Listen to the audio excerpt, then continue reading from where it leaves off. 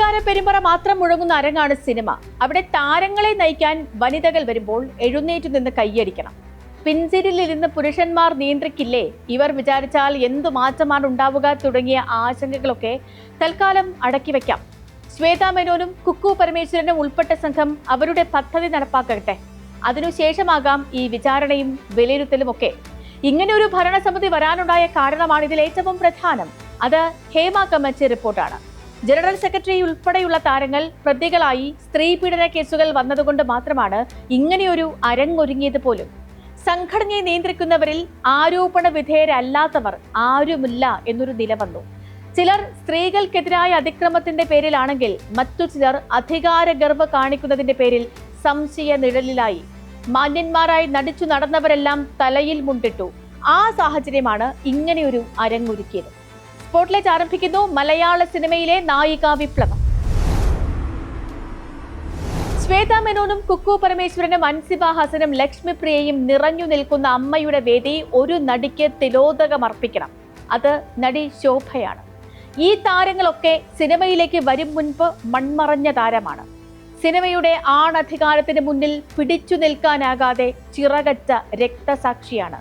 17-ാം വയസ്സിൽ ദേശീയ പുരസ്കാരം നേടിയ നടിയാണ് 18 തികയും മുൻപ് ഈ ലോകം വിട്ടുപോയത്. പ്രായപൂർത്തിയാകും മുൻപേ ശോഭയ്ക്ക് ഒരു ജന്മത്തേക്കുള്ള വേദന നൽകിയതാണ് ആണുവാഴുന്ന ചലച്ചിത്ര സെറ്റുകൾ. ഈ 4 പേർ പിന്നെയൊരാൾക്കു വേണ്ടി ശബ്ദിക്കണമെങ്കിൽ അത് ആക്രമിക്കപ്പെട്ട നടുക്കു വേണ്ടിയാണ്. ഇരയ്ക്കൊപ്പം കരച്ചിൽ അഭിനയിച്ചും വേട്ടക്കാരനൊപ്പം അകമ്പടിയായി ഓടിയും ഡബിൾ ആക്ടിലായിരുന്നു താരസംഘടന. അവൾക്കും അവനും ഒരേ സമയം പ്രാർത്ഥിക്കുകയായിരുന്നു വിശ്വാസികളായ താരങ്ങൾ. ആ കേസിലെ വിധി വരാൻ പോവുകയാണ്. വനിതകളുടെ നേതൃത്വത്തിൽ എടുക്കുന്ന നിലപാട് ഏതായാലും സ്ത്രീവിരുദ്ധമാകില്ല എന്ന് കരുതാം. പ്രതിക്ക് വേണ്ടി നഖശിഖാന്തം പോരടിച്ചതുപോലുള്ള വാർത്താ സമ്മേളനങ്ങളും ഇനിയുണ്ടായേക്കില്ല. ഏതായാലും നീതി ലഭിക്കേണ്ടത് സംഘടനയിൽ നിന്നല്ല, കോടതിയിൽ നിന്നാണ്. ആ വിധി എന്തായാലും താരസംഘടനയുടെ അടിവാരം മുതലുള്ള ഇളക്കി പ്രതിഷ്ഠയ്ക്ക് കാരണമാകാം. നായകന്മാർക്ക് പ്രാധാന്യമുള്ള സിനിമകളാണ് മലയാളത്തിൽ സംഭവിച്ചിട്ടുള്ളതിൽ 99%. അതുകൊണ്ട് തന്നെ താരസംഘടനകളുടെ തലപ്പത്തും പുരുഷന്മാർ മാത്രമേ ഉണ്ടായിട്ടുള്ളൂ. താരസംഘടനയായ അമ്മയുടെ തലപ്പത്ത് സ്ത്രീകൾ വരേണ്ടത് അനിവാര്യമായി മാറുകയായിരുന്നു. ജനറൽ സെക്രട്ടറി ആയിരുന്ന സിദ്ദിഖിന് കേസിനെ തുടർന്ന് രാജിവെക്കേണ്ടി വന്നു. നടി ആക്രമിക്കപ്പെട്ട സമയത്ത് നടൻ ദിലീപിന് വേണ്ടി ഘോരം പരസ്യമായി വാദിച്ച 2 പേർ കൂടി ഉണ്ടായിരുന്നു. മന്ത്രി KB ഗണേഷ് കുമാറും M മുകേഷ് MLA യും. ദിലീപിനെതിരെ ചോദ്യങ്ങൾ ഉയർന്നപ്പോൾ ഇരുവരും പരസ്യമായി തന്നെ നടത്തിയ വാക്പോരൊക്കെ ഇന്നാട്ടുകാർ കണ്ടതാണ്. മോഹൻലാൽ കൂടി രാജിവെക്കാൻ തീരുമാനിച്ചതോടെ ഈ 2 പേർക്കും സംഘടനാ തലപ്പത്തെത്താൻ ധാർമ്മികമായി കഴിയാതെ പോയി. പിന്നെ അമ്മയിൽ ഉയർന്നു വരാൻ സാധ്യതയുണ്ടായിരുന്നത് നടൻ ജഗദീഷാണ്. തുടക്കം മുതൽ പീഡകർക്കെതിരെ ശക്തമായ നിലപാട് സ്വീകരിച്ചതിൽ ശ്രദ്ധേയനായതാണ് അദ്ദേഹം. സിദ്ദിഖിനെ 1ഉം 2ഉമല്ല പലവട്ടം തള്ളിപ്പറഞ്ഞതാണ് നടൻ ജഗദീഷ്. സംഘടനയിൽ സ്വന്തം വ്യക്തിത്വം സ്ഥാപിച്ചതും അങ്ങനെ തന്നെ. ഇത്തവണ അധ്യക്ഷനാകാനുള്ള മത്സരത്തിൽ തുടക്കത്തിലുണ്ടായിരുന്നുവെങ്കിലും പിന്നീട് പിന്മാറി. ജഗദീഷിൻ്റേതു മാത്രമല്ല, മറ്റു ചില താരങ്ങളുടെയും പിന്മാറ്റം അപ്രതീക്ഷിതമായിരുന്നു. ഔദ്യോഗിക പക്ഷം എന്നൊന്നില്ലാത്തതുകൊണ്ടുകൂടിയാണ് ഇത്തവണത്തെ ഫലം നായികാ പ്രാധാന്യമുള്ളതായതും. നിർമ്മാതാക്കളുടെ സംഘടനയിലേക്ക് മത്സരിച്ച സാന്ദ്ര തോമസ് തോറ്റുപോയി. പക്ഷേ പ്രസിഡന്റ് സ്ഥാനത്തേക്ക് മത്സരിക്കാൻ വന്നപ്പോൾ മുതൽ സാന്ദ്ര പുറം ലോകത്തിന് നൽകിയ സന്ദേശം ഏറെ വിലപ്പെട്ടതാണ്. പറുദയണിഞ്ഞ് നാമനിർദ്ദേശ പത്രിക സമർപ്പിക്കാൻ വന്ന് പരിഹസിച്ചത് ആൺമേൽക്കോയ്മയെയാണ്. നിർമ്മാതാക്കളുടെ യോഗത്തിലിരുന്ന് സ്വന്തം ശരീരത്തിന് മാർക്കിട്ടവരെ തുറന്നു കാണിക്കാനായിരുന്നു പർദ്ദയിലുള്ള ആ വരവ്. എന്നാലും ആണധികാരം ഉണ്ടാക്കി വെച്ച നിയമങ്ങളുടെ ചട്ടക്കൂട് പൊളിക്കാൻ സാന്ദ്രയ്ക്ക് കഴിഞ്ഞില്ല. അതുകൊണ്ട് തന്നെ പ്രസിഡന്റ് സ്ഥാനത്തേക്കുള്ള പത്രിക തള്ളി. കോടതിയിൽ നിന്നും അനുകൂല വിധി ലഭിക്കാത്തതിനാൽ മത്സരം എക്സിക്യൂട്ടീവിലേക്കായി.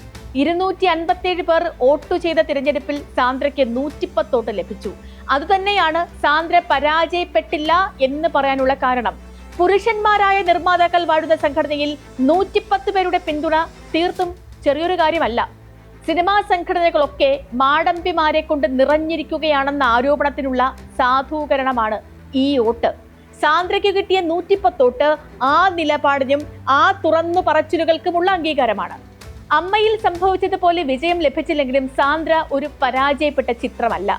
സിനിമയുടെ മുഴുവൻ കൈകാര്യം ചെയ്യുന്നവരുടെ സംഘടനയിലാണ് ഒരു വനിതയുടെ നാളുകളായുള്ള ശബ്ദമുയർത്തൽ താരപ്രഭയിൽ ഉദിച്ചുയർന്നാലും യഥാർത്ഥ അധികാരത്തിലേക്ക് സ്ത്രീകൾ വരുന്നത് സാമ്പത്തിക സ്വാതന്ത്ര്യം ലഭിക്കുമ്പോഴാണ്. അങ്ങനെ സാമ്പത്തിക അധികാരമുള്ള അപൂർവം വനിതകളിൽ ഒരാളാണ് സാന്ദ്ര. സാന്ദ്രയുടെ ശബ്ദം ഇനിയും സിനിമയിൽ മുഴങ്ങുക തന്നെ ചെയ്യും. താരസംഘടന പഴയകാല അംഗങ്ങൾക്ക് പെൻഷൻ കൊടുക്കുന്നു എന്നത് നല്ല കാര്യമാണ്. കൈനീട്ടം നൽകുന്നതും അഭിനന്ദനം അർഹിക്കുന്നു. പക്ഷേ അതൊക്കെ സംഘടനയുടെ ഉപപ്രവർത്തനങ്ങൾ മാത്രമാണ്. അമ്മ ഒരു ക്ലബ് ആണെന്നൊക്കെ വിലയിരുത്തി അവർക്കിഷ്ടമുള്ളത് ചെയ്യട്ടെ എന്ന് പലരും പറയാറുണ്ട്. യഥാർത്ഥത്തിൽ അമ്മ ഇതൊന്നുമല്ല, ഒരു ട്രേഡ് യൂണിയൻ തന്നെയാണ്.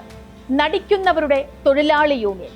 സംഘടനയ്ക്ക് ഏതെങ്കിലും മുഖ്യധാരാ യൂണിയനുമായി അഫിലിയേഷൻ ഇല്ലെങ്കിലും പ്രവർത്തനം മുഴുവൻ തൊഴിലാളി സംഘടനയുടെ ചിട്ടയ്ക്കൊപ്പിച്ചാണ്. അങ്ങനെ ഒരു സംഘടന ആത്യന്തികമായി നിലകൊള്ളേണ്ടത് അംഗങ്ങളുടെ ക്ഷേമത്തിന് വേണ്ടിയാണ്. നടി ആക്രമിക്കപ്പെട്ട കേസിൽ ഒരു സംശയവുമില്ലാതെ നിലപാടെടുക്കേണ്ടത് നടിക്ക് വേണ്ടിയാണ്. അവിടെ അവന് വേണ്ടിയുള്ള പ്രാർത്ഥന പോലും അപ്രസക്തമാണ്. ഡസൻ കണക്കിന് നടന്മാർക്കെതിരെ പീഡനാരോപണം വരുമ്പോൾ സംഘടന സംസാരിക്കേണ്ടത് ഇരകൾക്കു വേണ്ടിയാണ്. അമ്മയിൽ ഏറ്റവും ശക്തമായി പ്രവർത്തിക്കേണ്ടത് ഇന്റേണൽ കംപ്ലയിന്റ് കമ്മിറ്റിയാണ്. പ്രതിഫലത്തിൽ മാത്രമല്ല, ഭക്ഷണത്തിൽ പോലും സോഷ്യലിസം ഇല്ലാത്ത മേഖലയാണ് സിനിമയുടേത്. അവിടെ നൂറുകണക്കിന് പരാതികൾ ഉയർന്നു വരും. അവയ്ക്കെല്ലാം പരിഹാരമുണ്ടാക്കേണ്ടത് അമ്മയുടെ ചുമതലയാണ്. പണമുണ്ടെങ്കിൽ പെൻഷൻ കൊടുക്കാനൊക്കെ ആരെക്കൊണ്ട് സാധിക്കും? എന്നാൽ നീതി പുലരാനുണ്ടാകേണ്ടത് നല്ല മനസാക്ഷിയാണ്. ഈ മേഖലയുടെ ചതിക്കുഴികളും പോരായ്മകളും നന്നായി അറിയുന്നവരാണ് ഇപ്പോൾ നേതൃസ്ഥാനത്തേക്ക് എത്തിയിരിക്കുന്നത്.